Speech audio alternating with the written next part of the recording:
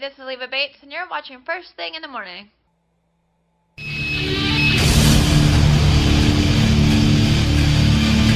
What's going on, guys? My name is Eric, and this is Raw Reactions First Thing in the Morning. Now, the show was live from Hartford, Connecticut this week, and Shane McMahon kicked off the show once again. He welcomed everybody to the show, said a bunch of stuff, and then was immediately interrupted by Stephanie McMahon, who made her way to the ring. Once she got there, she informed Shane that tonight would be the last night that he ran Monday Night Raw. The reason being is that at Payback, Vince McMahon would announce who he chose to run the show moving forward after Payback. Took them 15 minutes to do this. They could have done it in 2. It's 15 minutes of my life I'll never get back. Now, Shane kindly asks Stephanie to leave the ring since he is in charge tonight. Stephanie, of course, refuses. Shane calls out security to have her escorted. Now Stephanie's like, wait a minute here. I do not need your help to leave the ring. I will leave on my own accord. Just don't touch me. Now one of the security guards did not heed this warning, and he ended up taking about 12 shots to the face for his trouble. Don't mess with Stephanie McMahon, guys. Just don't do it. She looks like she hits really hard. She looks like she hits harder than Ambrose, for Christ's sake. Our first match this evening was between AJ Styles and Sheamus. Now, I am not a Sheamus fan at all. Be it heel, be it face. I don't care. I don't like him. In fact, I wish his finisher was called the Get the Fuck Off My TV, where all he did was get the fuck off my TV, go to the back, never to return. Little bit grumpy. Now, the match itself, I mean, I guess it was okay. Both men had their turns on offense. Early on it was AJ, then later on in the match Sheamus took over, but in the end Sheamus goes for a bro kick on AJ Styles, who's standing on the apron. He misses, sacks himself on the top rope, backs up to just the right distance, and AJ Styles hits him with a phenomenal forearm for the 1-2-3. I have a little problem with the finish here. Like when Sheamus sacked himself on the ropes and started stumbling back, it was immediately apparent that Styles was going to go for the phenomenal forearm and take him out. But like I said, I can't give less of a fuck about Sheamus, so that probably tainted this entire match. I love AJ, I love the phenomenal forearm, but this match just really did nothing for me. So moving on. Now after the match, Anderson and Gallows appear at the top of the stage and they are applauding AJ on his victory. Now this pushes the whole, are Anderson and Gallows going to help AJ win the WWE Championship at Payback narrative? So I was okay with it. It's cool. I'm enjoying this storyline of the, are they together, are they not together? I like it. Up next, we have a backstage segment with Roman and his cousins, who are all convinced that Anderson, Gallows, and AJ are all working together to take away his precious WWE World Heavyweight Championship. Now the Usos offer their help to Roman Reigns, but he's all tough and he's a big badass, so he says, no thanks, I don't need you, one versus all. Little bit grumpy. Now don't you dare be sour, because up next we have a New Day segment. They come to the ring smiling and dancing as always, and they say that they can't wait to find out who the #1 contenders for their WWE.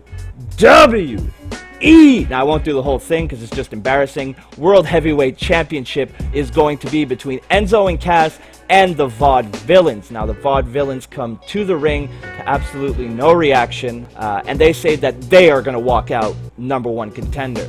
Enzo and Cass disagree with this, and they make their way to the ring.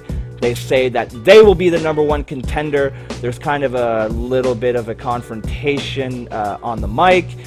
Jokes are exchanged, and in the end, the New Day says it doesn't matter who's going to be the #1 contender because they are going to be your WWE Tag Team Champions, regardless of who wins.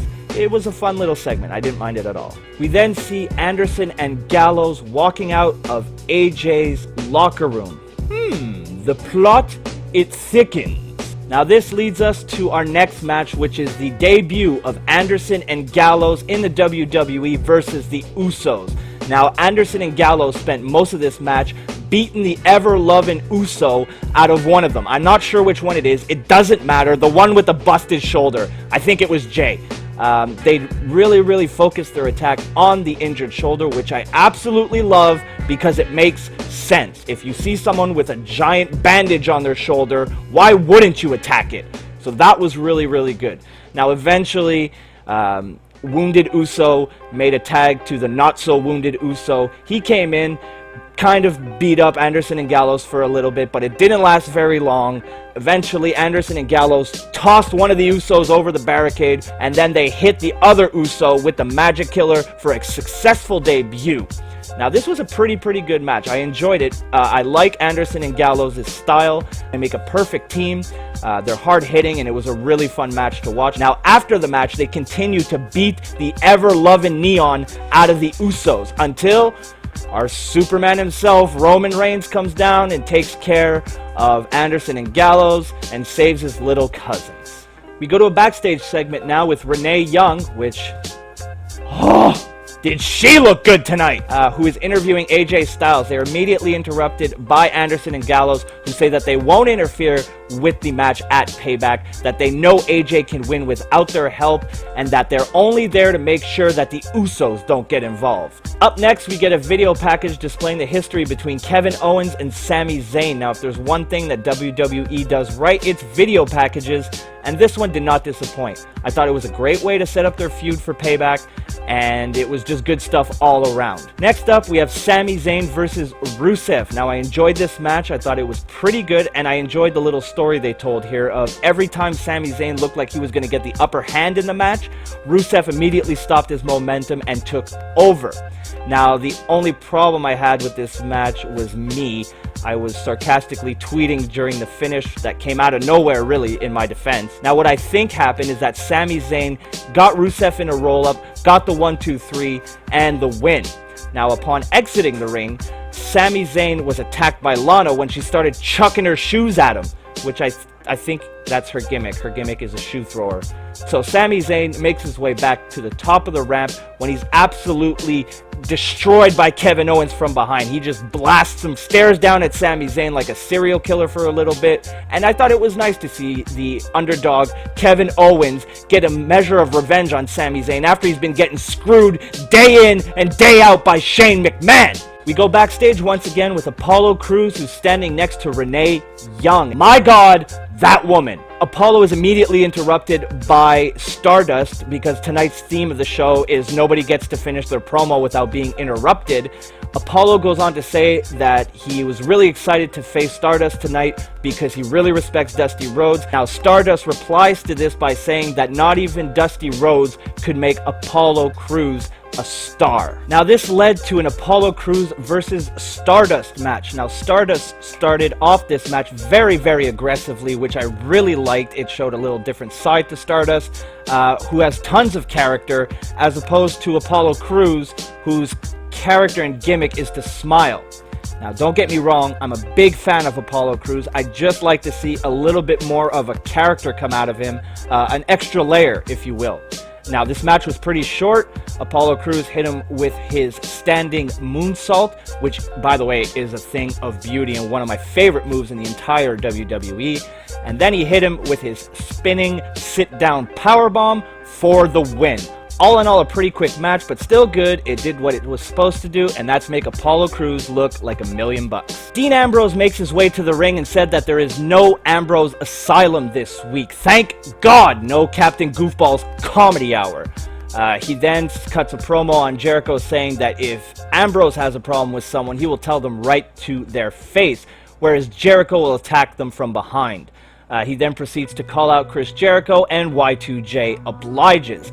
Now, Jericho proceeds to call Ambrose an idiot about a dozen times, and he says that this is all a waste of time because Jericho will not fight Ambrose in a dump like Connecticut. Little bit grumpy. Jericho also says that he doesn't just claim to be best in the world, he proves it night in and night out, and he demands that Ambrose apologize to him. Ambrose says he's sorry he paid for his $1,500 shoes. $1,500 shoes! He then insults his scarf and his Bon Jovi haircut, and that he says he's not sorry for this, and wham! Starts attacking Jericho. Y2J turns the tables, however, when he sets up the walls of Jericho on Ambrose on top of the announce table, which Michael Cole was selling like was the worst thing that could ever happen to anyone. Could someone please explain to me how a Walls of Jericho on top of a fucking table is any different than a Walls of Jericho inside of a ring? Fuck you, Michael Cole. Little bit grumpy. Next up, we have Natalya versus Emma. God damn, Emma looks good. We also have Charlotte and Papa Flair on commentary. Actually, this was an incredibly quick match. In fact, I blinked and I missed it. In the end, Natalya locked in the sharpshooter on Emma for the quick submission win. Alright, next up, they show a video package for Chyna, who unfortunately passed away last week. Now, I have issues with this. I find it incredibly hypocritical on the part of the WWE, and I see it as nothing more than a PR move. It really bothered me, but I'm not going to get into it here out of respect for Chyna and her career. Suffice it to say that Chyna was a huge part of the Attitude Era, and I loved every single second of her run with Eddie Guerrero. Those two together were magic.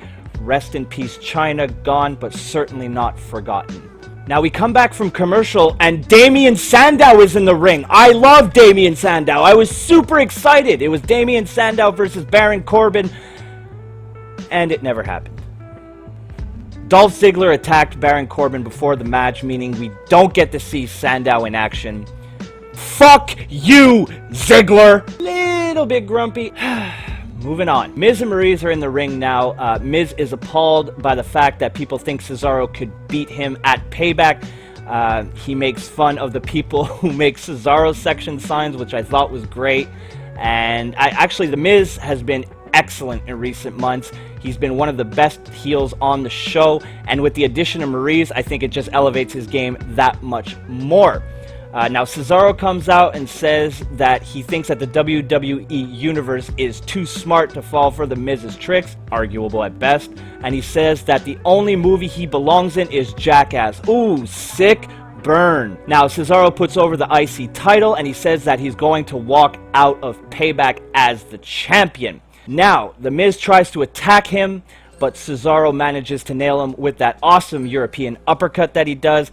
And as he's going for the Cesaro swing, Maryse launches her body on top of The Miz, meaning that The Miz was the luckiest guy in Connecticut that night. Another backstage segment. This time we have AJ Styles and Roman Reigns. Now AJ says that at Payback he's taken a title from Roman, and then Roman accuses him of being involved with Anderson and Gallows. I mean, how many fucking times can these guys have the same fucking conversation? Little bit grumpy. And finally, your main event of the evening, Alberto Del Rio versus Roman Reigns. Now, I liked it better when the League of Nations all came out together. That way, I could not give a fuck about all of them in one segment. Now, the only real thing I took away from this match is that if you have a heel and then you would like to turn him to a babyface, all you have to do is stick him in the ring with Roman, and just like that, you got yourself a new babyface.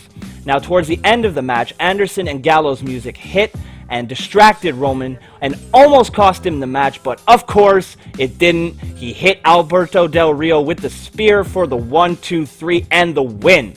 Now after the match, Anderson and Gallows attack Roman. They start beating the crap out of him, and AJ Styles runs down to the ring and stops them from doing so. Now for his trouble, AJ eats a Superman punch right to the face.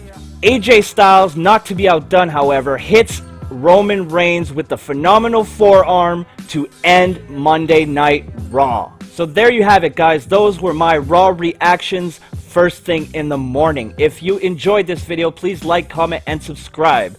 Be sure to follow me on Twitter and on Instagram at MTLBroski for all the latest first thing in the morning news.